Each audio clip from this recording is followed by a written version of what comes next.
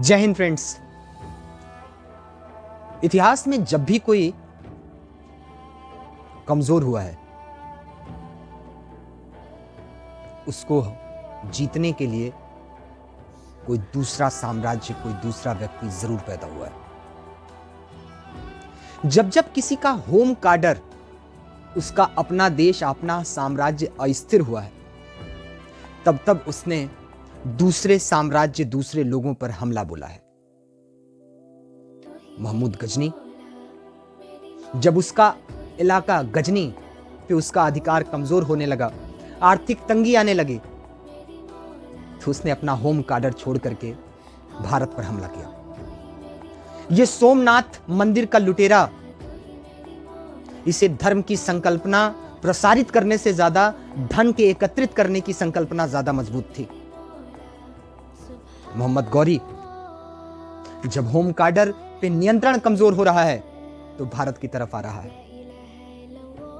लेकिन जब किसी का होम कार्डर मजबूत होता है तो वो जब दूसरे साम्राज्य पे हमला करता है तो हमला करने के साथ साथ वहां अस्थायित्व के नजरिए से भी सोचता है कि वहां मुझे स्थापित होना है। इसका एग्जाम्पल है पूरी दिल्ली डायनेस्टी और मुगल काल प्रारंभ करने वाला बाबर। बाबर क्या है? उसका नियंत्रण, उसके होम कार्डर उसके क्षेत्र में कमजोर हो रहा है और वो बाबरनामा में लिखता है, तुझके बाबरी, कि मेरा ख्वाब है कि मैं एक अलग जगह, एक अलग मुल्क में अपना साम्राज्य स्थापित करूं। परिणाम क्या हुआ कि भारत में मुगल वंश का उदय हुआ, जिसमें सबसे ज्यादा सफलता अकबर के काल में आकर के मिलती है। लेकिन इतिहास की इस घटना से हम क्या सीख सकते हैं? इतिहास की यह घटना बताती है कि जब जब आप कमजोर रहेंगे, तब तब आपको कोई परेशान करने वाला व्यक्ति, समाज और विचार आपके इर्द गिर्द मौजूद रहेगा। जब जब आप फील करेंगे कि आप कमजोर हैं, तब तब आपकी कमजोरी का फायदा उठाने के लिए समाज या धर्म या लोग आपके इर्द गिर्द टहलते रहेंगे।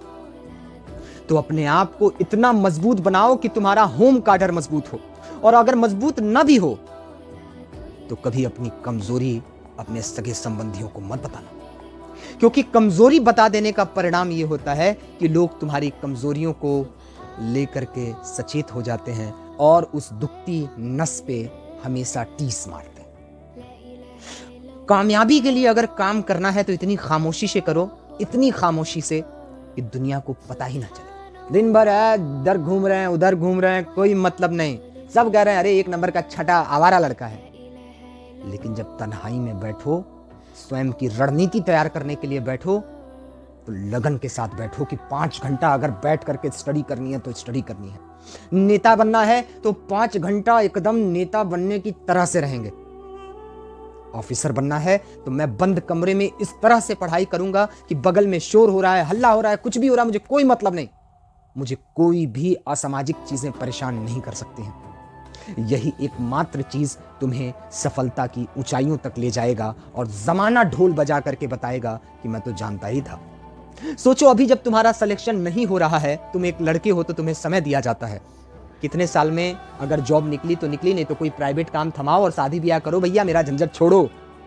और अगर आप एक महिला हैं तो आपको अल्टीमेटम दिया जाता है कि अगर आईएएस, पीसीएस, एसएससी क्लियर नहीं हुआ तो साल भर का बेटा तुम्हारे पास समय है, उसके बाद तुम्हारी शादी कर देंगे, दूसरे घर जाओ, हम कब तक देखेंगे। लेकिन सोचिए, अगर वही आपका सिलेक्शन हो जाता है और आप महिला हैं तो आपके चाचा, फूफा, दादा, नाना, रिश्तेदार कहते हैं बेटा देख लो, समझ लो, ये 4-5 फोटो हैं, इसमें से कोई पसंद आए तो बताना, नहीं तो तुम खुद ही समझदार हो, और तो और कहेंगे कोई दूसरा पसंद हो तो वो भी बताओ। हर इंसान की, हर समाज की और हर व्यक्ति की सामाजिक स्थिति अगर बदलनी है तो उसे अपनी आर्थिक स्थिति बदलनी होगी। यही आर्थिक स्थिति का बदलाव उसे समाज में ऊंचाइयों तक पहुंचा सकता है। मैं बार बार कहता हूं, अगर महिलाएं सशक्त हो जाएं, आर्थिक रूप से मजबूत हो जाएं, कोई समाज कभी आपका बाल बांका नहीं कर सकता, क्योंकि आप समझ चुकी हैं कि आपका अधिकार क्या है। आप समझ चुकी हैं कि क्या कारण है कि आखिर हमें आज तक दबाया जाता रहा। यह बात इतिहास में भी रजिया सुल्ताना को पता चल गई थी। उसने रुकनुद्दीन फिरोज अपने भाई के विरुद्ध खड़ी हुई दरबार में और कहा कि क्या यह शासक शासन करने के लायक है। उसने अपनी नीतियां एस्टैब्लिश की, अपने आप को मजबूत किया और उस वक्त के सरदारों को मानना पड़ा कि रजिया सुल्ताना से बेहतरीन कोई शासिका नहीं हो सकती और रुकनुद्दीन फिरोज उसके भाई को हटा करके इल्तुतमिश के बाद उसे साम्राज्य का शासक बनाया जाता है और वो भारतीय इतिहास में प्रथम महिला शासक बनती है। समाज बोलते रहता है और उसकी बोलने की आदत है। मजबूत बनाना है तो स्वयं को बनाइए, डटे रहिए। लोग आएंगे जाएंगे, कोई मतलब नहीं। आपको अपने भविष्य और अपने लक्ष्य के लिए टिके रहना है और यही एक सोच आपको आपकी कामयाबी तक पहुंचाएगी। जय हिंद।